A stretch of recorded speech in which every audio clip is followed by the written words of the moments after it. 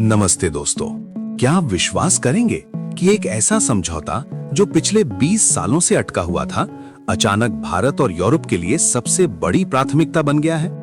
हम बात कर रहे हैं भारत और यूरोपियन यूनियन यानी ईयू के बीच होने वाले ऐतिहासिक मुक्त व्यापार समझौते यानी एफटीए की।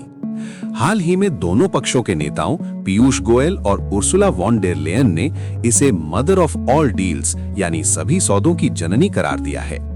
लेकिन सवाल यह है कि 20 साल से धूल भांक रही ये फाइल अचानक 2025 में क्यों खुली?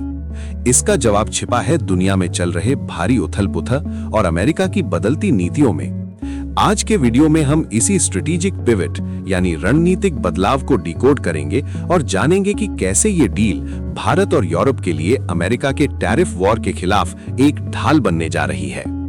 इस डील में आई अचानक तेजी का सबसे बड़ा कारण यानी कैटलिस्ट है अमेरिका का बढ़ता हुआ संरक्षणवाद यानी प्रोटेक्शनिज्म। रिपोर्ट्स बता रही हैं कि अमेरिका में भारतीय सामानों पर 50% तक टैरिफ लगाने की बात हो रही है और डोनाल्ड ट्रंप ने तो अपने पुराने सहयोगी यूरोप के खिलाफ भी ट्रेड वॉर छेड़ने की धमकी दे दी है। जैसा कि सिंगापुर यूनिवर्सिटी के एलेक्स कैप्री ने कहा है, अमेरिका को अब एक अनरिलायबल पार्टनर यानी अविश्वसनीय साथी के रूप में देखा जा रहा है। ऐसे में भारत और यूरोप दोनों को ही अपनी इकोनॉमी बचाने के लिए एक दूसरे के साथ की सख्त जरूरत है ताकि वो अमेरिका और चीन के भरोसे न रहें। इस नई दोस्ती की नींव 26 जनवरी 2025 को ही रख दी गई थी। याद कीजिए, हमारे गणतंत्र दिवस की परेड में चीफ गेस्ट कौन थे? कोई अमेरिकी राष्ट्रपति नहीं, बल्कि यूरोपियन यूनियन के दो सबसे बड़े नेता, काउंसिल प्रेसिडेंट एंटोनियो कोस्टा और commission president Ursula von der Leyen. ये सिर्फ एक परेड नहीं थी, ये एक कूटनीतिक संदेश था। ठीक अगले दिन 27 जनवरी को दोनों पक्षों के बीच एक हाई लेवल समिट हुई, जिसने ये साफ कर दिया कि भारत अपनी विदेश नीति में अब विविधता ला रहा है और सिर्फ अमेरिका की मर्जी पर निर्भर नहीं रहेगा। ये भारत के उस नए रूप को भी दिखाता है जो अपने पुराने बंद बाजार यानी प्रोटेक्शनिस्ट वाले रवैये को छोड़ रहा है।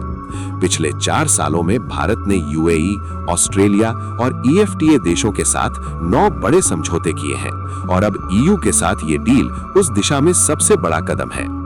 आर्थिक नजरिए से देखें तो ये डील सचमुच विशाल है। जब भारत और यूरोपियन यूनियन हाथ मिलाते हैं तो ये 2 बिलियन लोगों का बाजार बन जाता है। ये दोनों मिलकर दुनिया की जीडीपी का 25% हिस्सा कंट्रोल करते हैं। भारत इस साल 4 ट्रिलियन की इकोनॉमी बनने की राह पर है और जल्द ही जापान को पछाड़कर दुनिया की चौथी सबसे बड़ी अर्थव्यवस्था बन जाएगा। इतना बड़ा स्केल भारत और यूरोप दोनों को अमेरिका या चीन के बाजार में होने वाले किसी भी झटके को सहने की ताकत देगा। अब बात करते हैं फायदे की। भारत के लिए ये डील इसलिए जरूरी है क्योंकि हमारा यूरोप के साथ पहले से ही ट्रेड सरप्लस है। हम उन्हें $76 बिलियन का सामान बेचते हैं और $61 बिलियन का खरीदते हैं। इस डील से भारत को अपना पुराना जीएसपी यानी जनरलाइज्ड सिस्टम ऑफ प्रेफरेंसेस का दर्जा वापस मिलेगा, जो 2023 में छिन गया था। इससे हमारे टेक्सटाइल, फार्मा, स्टील और मशीनरी सेक्टर को यूरोप में सस्ता एक्सेस मिलेगा और हमारी कॉम्पिटिटिवनेस बढ़ेगी। वहीं यूरोप के लिए यह डील चीन से डी रिस्किंग का रास्ता है। यूरोप चीन को अब एक भरोसेमंद साथी नहीं मानता और अपनी सप्लाई चेन को वहां से हटाना चाहता है। यूरोप की अपनी ग्रोथ रुक सी गई है, इसलिए उन्हें दुनिया की सबसे तेजी से बढ़ती हुई मेजर इकोनॉमी यानी भारत के बाजार की सख्त जरूरत है। लेकिन दोस्तों, ये राह इतनी आसान भी नहीं है। इस डील के रास्ते में सबसे बड़ी रुकावट है CBAM यानी कार्बन टैक्स। आसान भाषा में ये एक कार्बन टैक्स है। अगर भारतीय कंपनियां सामान बनाने में ज्यादा प्रदूषण करती हैं, तो यूरोप उस पर एक्स्ट्रा टैक्स लगाएगा। इससे भारत के छोटे उद्योगों MSMEs पर कंप्लायंस और रिपोर्टिंग का भारी बोझ आ सकता है, जिसे एक बड़ी बाधा माना जा रहा है। इसके अलावा भारत ने अपनी रेड लाइंस खींच दी हैं। भारत ने साफ कर दिया है कि वो अपने कृषि यानी एग्रीकल्चर और डेयरी सेक्टर को इस डील से बाहर रखेगा ताकि हमारे किसानों पर असर न पड़े। हालांकि यूके डील की तरह ही भारत ने कारों, वाइन और स्पिरिट्स पर लगने वाले टैक्स को धीरे-धीरे कम करने यानी फेज्ड एंट्री पर सहमति जताई है। दोनों पक्षों ने समझदारी दिखाते हुए आर्ट ऑफ द कॉम्प्रोमाइज अपनाया है। उन्होंने तय किया है कि जो चीजें आसान हैं, जैसे इंडस्ट्रियल गुड्स पर टैरिफ कम करना, उन्हें तुरंत लागू किया जाएगा और जो मुद्दे मुश्किल हैं, जैसे कार्बन टैक्स, CBAM और पेटेंट कानून, उन पर लंबी बातचीत चलती रहेगी। एक और दिलचस्प मोड़ इसमें रशिया का है। भारत ने रशिया से कच्चा तेल खरीदना कम कर दिया है। नवंबर 2025 से कटौती शुरू, जिससे यूरोप के नेताओं को अपने संसद में ये डील पास कराना आसान हो गया है। अब वे कह सकते हैं कि भारत रूस से दूर हो रहा है, जिससे मानवाधिकार और राजनीतिक रुकावटें हट गई हैं। अंत में अगर हम टाइमलाइन देखें तो साल 2026 को ईयर ऑफ रीअलाइनमेंट कहा जा रहा है। 2026 की शुरुआत में अमेरिका का दबाव यूरोप को भारत के करीब लाएगा।